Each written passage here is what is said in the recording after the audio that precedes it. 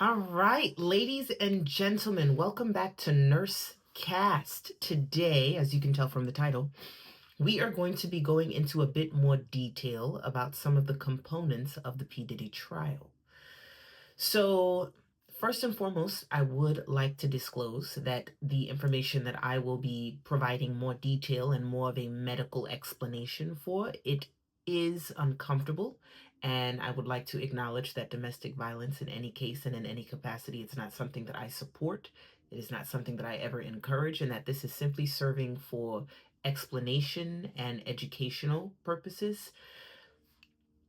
I am in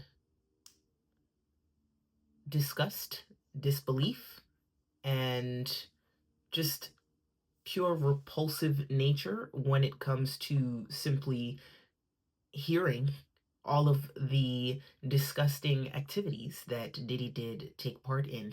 And not only that, but I feel that so many people are just completely disregarding the video of Cassie attempting to escape and then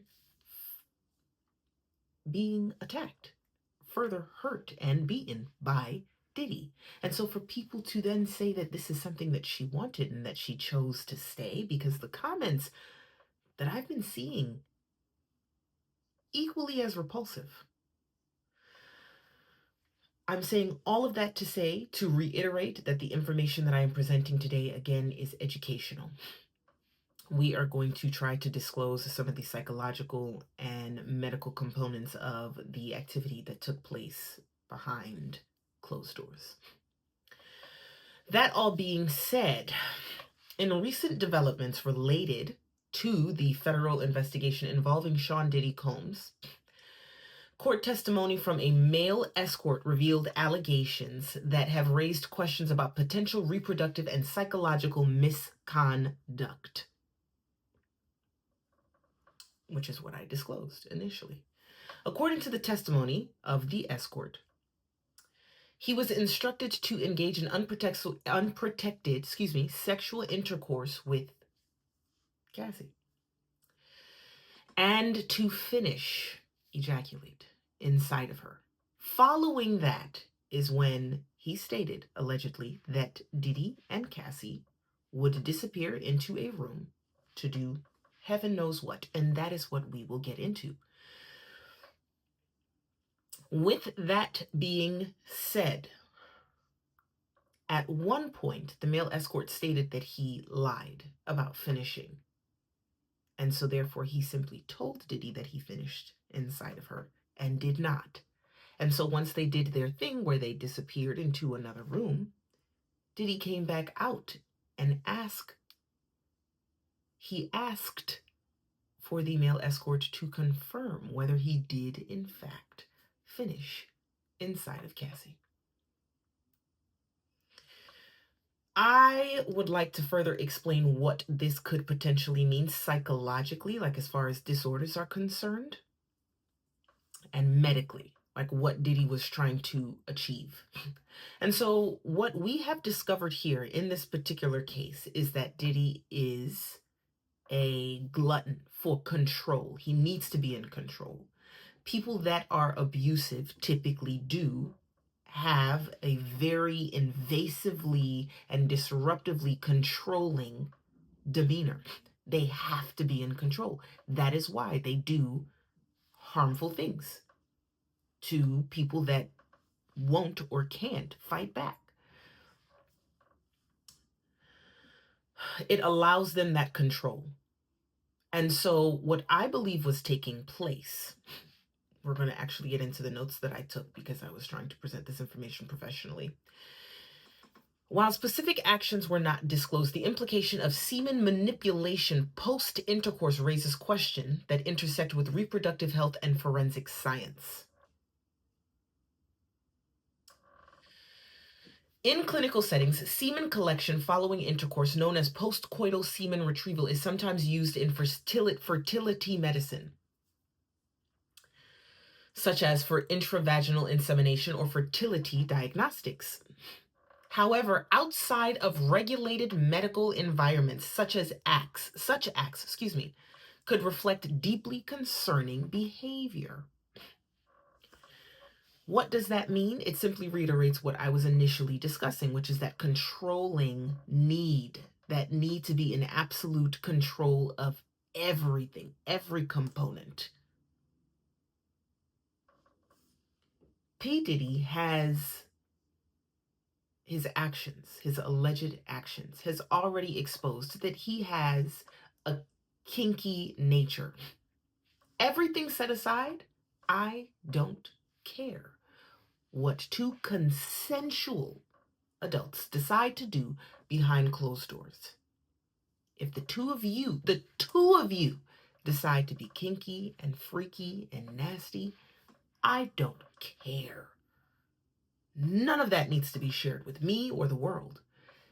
However, if it is an abusive circumstance and one person is forcing their outrageously kinky behavior onto someone else who is against it, who did not permit this, then yes, a conversation does need to be had. Investigations do need to take place, such as the one that is taking place here now. Additionally, in forensic psychology, repeated or orchestrated sexual acts that involve symbolic or manipulative intent may be examined as part of ritualistic sexual behavior. What does that mean? Ritualistic sexual behavior can be associated with sacrificial rituals, behaviors, taking the semen and performing ritualistic acts for desired, particularly specific desired outcomes. This is not a clinical diagnosis, but a behavioral pattern sometimes studied in relation to power dynamics, control, and criminal intent. Further reiterating what I was talking about. Diddy has allegedly displayed a graphic, a robust amount of controlling behavior. Now, I already understand that a lot of people like to argue that the men in relationships like to be in control. They like to call the shots and, a real man this and a macho man that. That's not what we're talking about. That is not applicable here. We are talking about abusive behavior and the fact that it is often, frequently tied to the incessant need to be in absolute control. That is what we're discussing.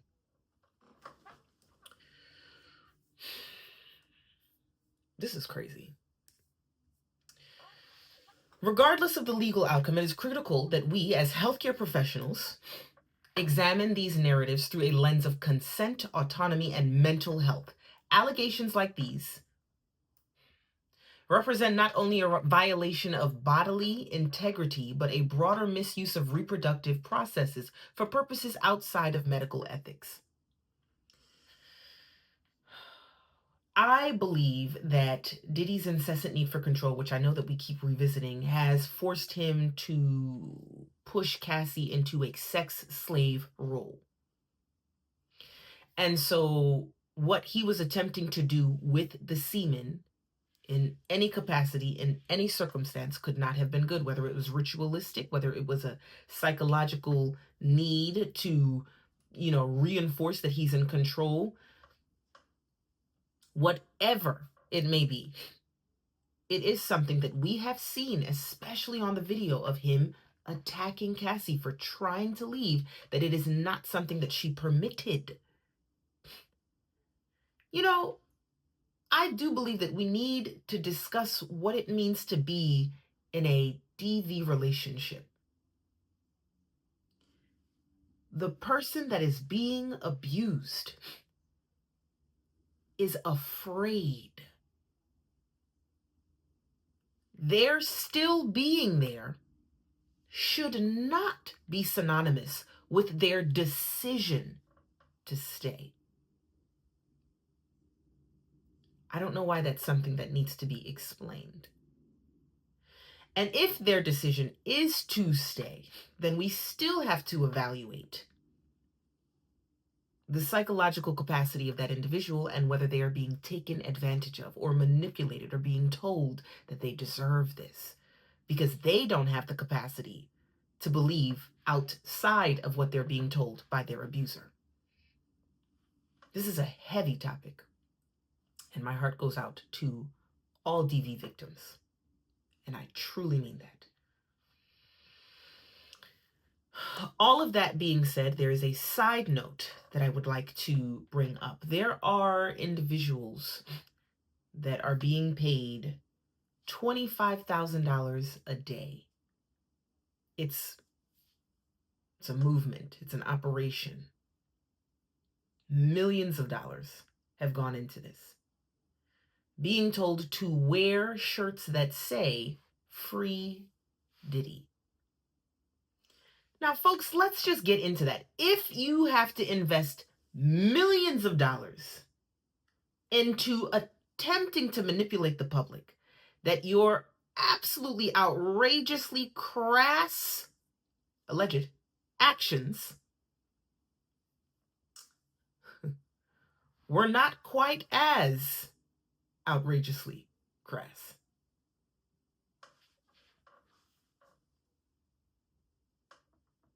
then something is wrong. And that is the understatement of the century.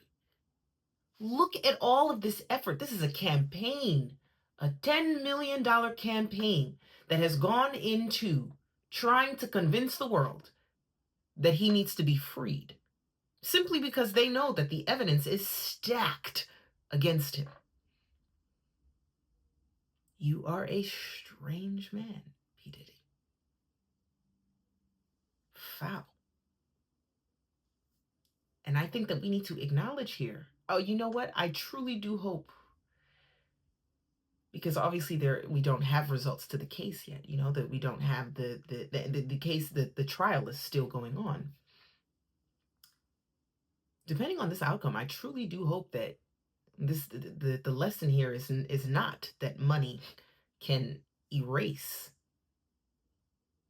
your sins, because that is exactly what Diddy is attempting to do here. There were people standing outside of the courthouse with shirts that said "Free Diddy," and when they were approached, they just came out and said, "Yeah, I was paid $25,000 to be here. I'll be here again tomorrow for another $25,000, and the day after for another $25,000." So here's my question: would you dismiss your morale, your own ethics, your own sense of self, and the things that you believe in for $75K to portray your belief in a situation that you don't actually believe in? I want to know what everybody's take is on that. And please leave your comments. I'm more than willing to have a conversation about this, to address the comments in my next podcast episode, where I will further be disclosing more information that is revealed about P. Diddy's alleged actions. I do also want to take a moment here to stress that everybody visit dirtywordsmith.com to take a look at my book of poetry that I recently just released for pre-order, and my comic book. I was recently just signed to a publishing company, Black Girl Comics. So things are certainly moving up and up. I am going to a super fun film festival. I'll tell y'all more about that the closer we get to it, to further promote the animation adaptation of Namakasi, my comic book. And so I would love for you guys to click the link below my link tree and go to my website, dirtywordsmith.com, and contribute in any way that you can, whether it's $5, $50. If 50 people contribute $50, that's already $2,500. So anyways, back to the matter at hand. I want everyone to tell me how they would feel if they were approached and they were provided with $25,000, a $25,000 daily stipend to stand outside of high traffic areas with a t-shirt on that says "Free Diddy," knowing what you know about the actions that he allegedly took part in and the actions that were filmed and put on display for everyone to see. I want to know. I want to know where everyone stands.